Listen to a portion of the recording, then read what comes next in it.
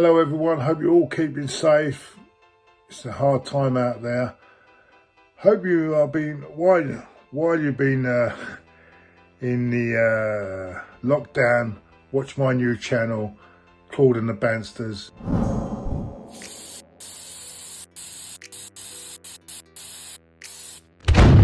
It's time to go! And we're going to put out plenty of content in the future, so look out for that on Green the Claude TV.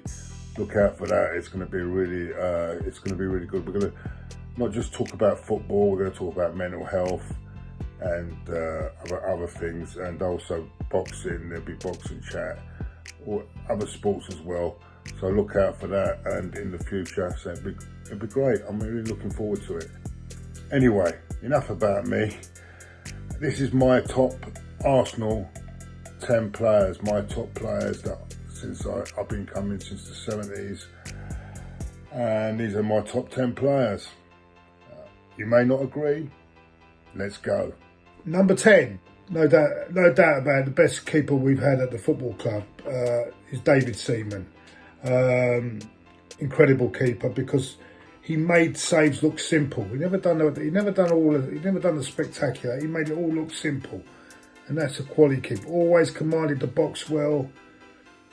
Hardly ever, or he made those odd mistakes. I know, which cost us maybe the cup final, but overall he was a top class keeper, and I'll never forget that save in the FA Cup semi-final, his last season at Arsenal, against Sheffield United from Paul Pescalino. What a way to finish his Arsenal career off that, with that great save. Brilliant keeper. That's what he's my number one choice. And don't forget, we had Pat Jennings here. But Pat Jennings, I think, had his best years at Spurs, but he was another great keeper. But I'm going to go for David Seaman as number 10 for me on the all-time Arsenal top 10. Number 9 is the lad from who came from Durham, and his name was George Armstrong. I saw him towards his last few years of his career because I was still quite young. But incredibly, in the double year, he contributed. He had a hand in every, about, I would say, more than half of Arsenal's goals. Incredible player. He was tireless, up and down the pitch. A great crosser of a ball. Absolutely great crosser of a ball. His corner kicks were absolutely spot on. I wish we could have someone that could take corners like that now.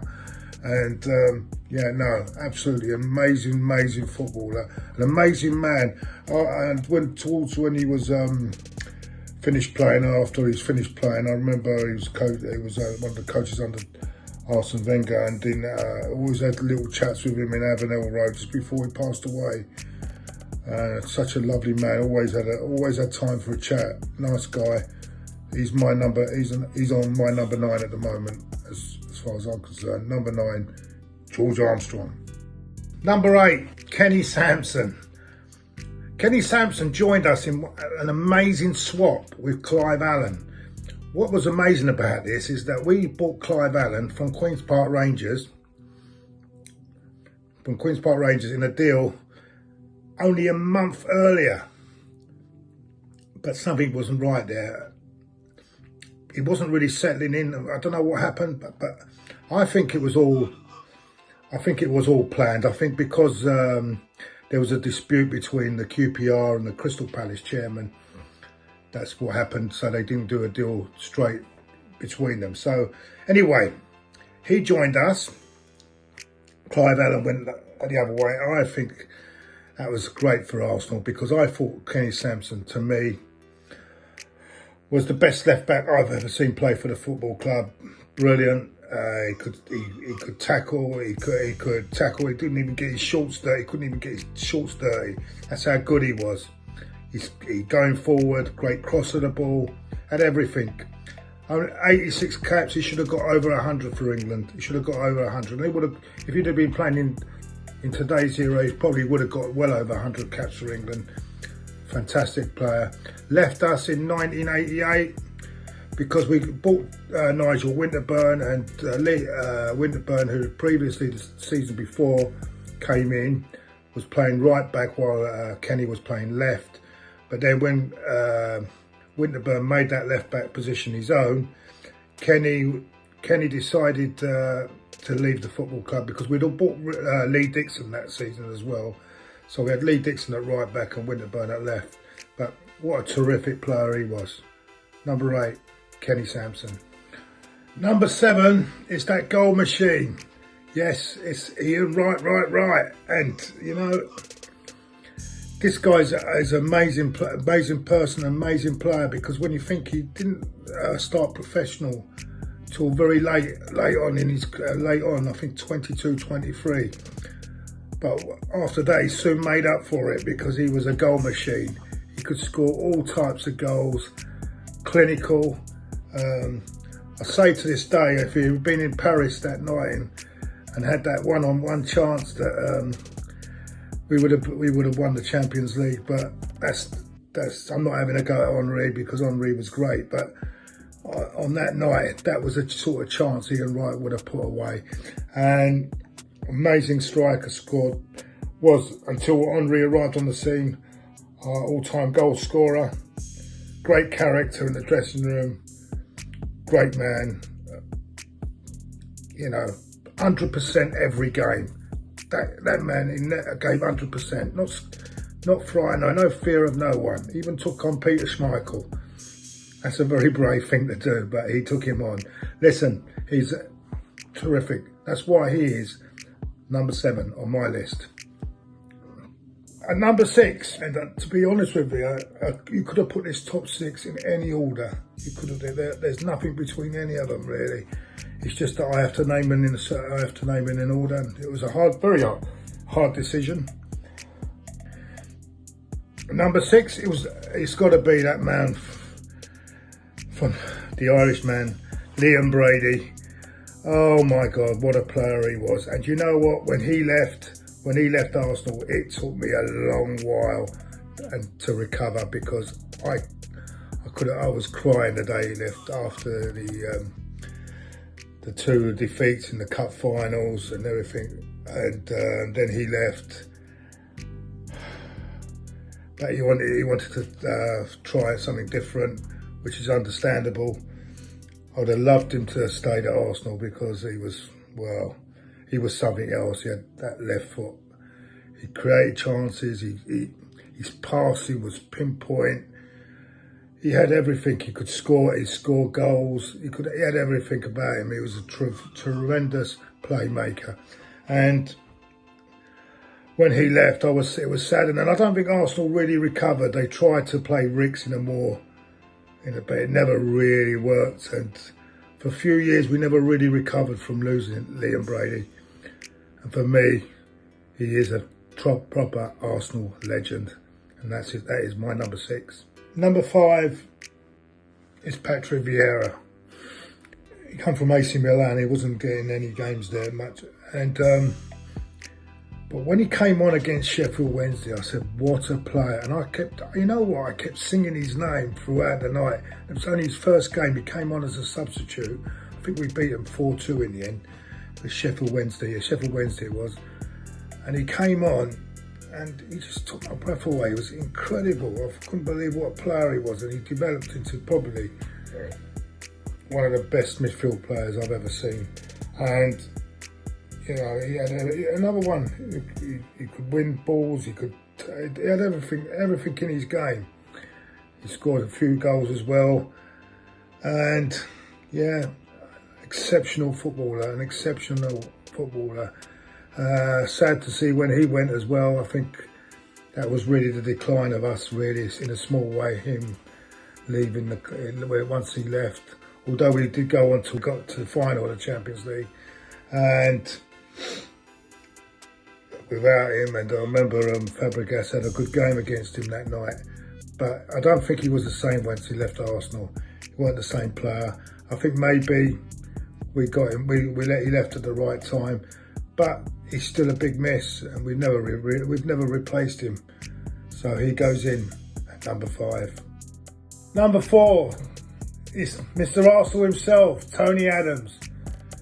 What a great captain, on and off the pitch. The man who was in charge of the Tuesday club, they didn't do them too bad, did it, in them days?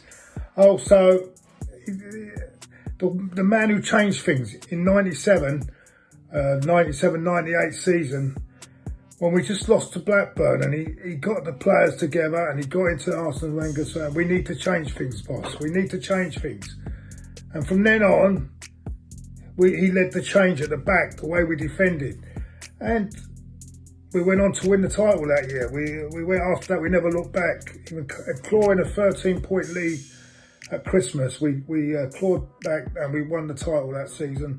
A great achievement, 1998, what a team that was. And for me, who can beat him? He was terrific, tremendous. Can't speak highly enough of him. That's why he's number 4. Number 3, and yes, this is getting very hard to do, but number 3 is our greatest all-time goal scorer, Thierry Henry. Yes, you guessed it, Thierry Henry. I can't speak highly enough of him. There were games where he could actually, when we were on the brink of maybe not getting the result, he would win the game for us single-handedly. But the top player. And when he came as a winger. He developed into a great striker. And what more can you say? He just goals, assists, everything about his game. Unfortunately, in the end, it had to come to an end, but by God, what a player he was. And when he first came, I saw there were signs. He was missing a lot of chances, I thought, when he first came. And then he got that goal against I think it was Southampton away, if I'm not mistaken. And it was a brilliant goal to start him off. And I think that was his first goal in the league. I'm not sure if it was his first goal altogether, but it was his first goal in the league. That got him started, and he never looked back after that. And what a player. But there you go, Thierry Henry, number 3. And at number 2, well, we're down to the last 2, and you know what? This was difficult for me, but I had to pick one or the other. If I could have put a joint number 1, but I'm going to go with how I feel. Is that the man who transformed us when he came over in 1995? He came over to Arsenal. I can never forget it, because all summer we're talking about transfers and who we're going to get, and then it comes, we're going to buy Dennis Bergkamp, and I thought, nah, I can't believe this is happening. Dennis Bergkamp playing for Arsenal. And it happened, and the day it happened, I was so excited. It took him a while to settle, but once he did settle, I remember that goal against Southampton. What a goal to start off. And incredible player. And I wish he could fly as well, because we would have had him in Europe, a lot more European games as well. But obviously that was that. He couldn't do that, but you have to accept that. But what an exceptional play. He could put himself about as well. Strong guy as well. No one knows how strong he could. When he was in the tunnel, you knew you were beaten when you had Dennis. You had Dennis in the team, you were beaten, mate. And what a player! A tremendous player. And you can't speak, as I say, you can't speak highly enough. It was like he had a camera in his head for every pass. He was about 2 passes ahead. He's incredible player. So he's going to be my number 2, Dennis Bergkamp. Loyal as well. Stayed here a lot. He stayed here right until 2000. 10 years he was here, and he got the testimonial he deserved. And listen, we do miss him. I wish we had him. I wish we had a new Dennis Bergkamp, but we haven't. The number 1, and for me, and he is my number one top player. He might not be everyone's, but he's my number one top player, because he's another player that, you know, he was like a fan as well. He could dribble past players, he could tackle, he could play anywhere in the midfield. He played out wide. He could do everything. He could score goals. He scored some spectacular goals. I remember that goal against Old Trafford when he left two Man United top players on the floor and then chipped over Peter Schmeichel. And then, yes, Rocky Rocastle. That's the boy. And you know, that goal against Spurs in the Littlewoods Cup semi-final. How excited he was at the end after winning. He had everything. He was Arsenal through and through. He was a leader on and off the pitch as well. And you know what? For me, rest in peace, mate. Rest in peace. It's now 19 years since he's gone. But that's one player that will never be forgotten. Not by me. And that's why, for me, he is my number one Arsenal top player of all time. Well, that's my top 10 Arsenal players. Hope you agree. If not, let me know in the comments. But of course, I will take criticism over it. But it's only my opinion at the end of the day. So let's hope we can get back to the football very soon. I do miss it. I miss it a lot. But what can you do? Lives are more important. Let's hope everyone keeps nice and safe. The sooner we can get this over with, the better. Don't forget, you can always tune into my channel. Please subscribe to my channel. It's Claude and the Banters on Gooner Claude TV.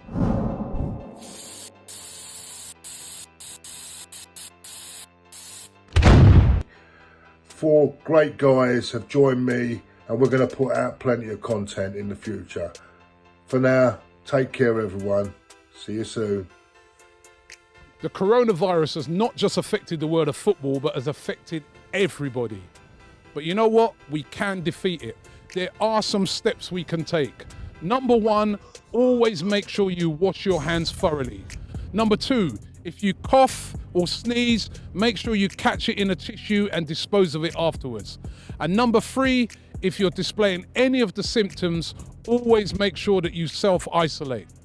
I know it's a terrible time, but we will defeat the coronavirus. We will be back.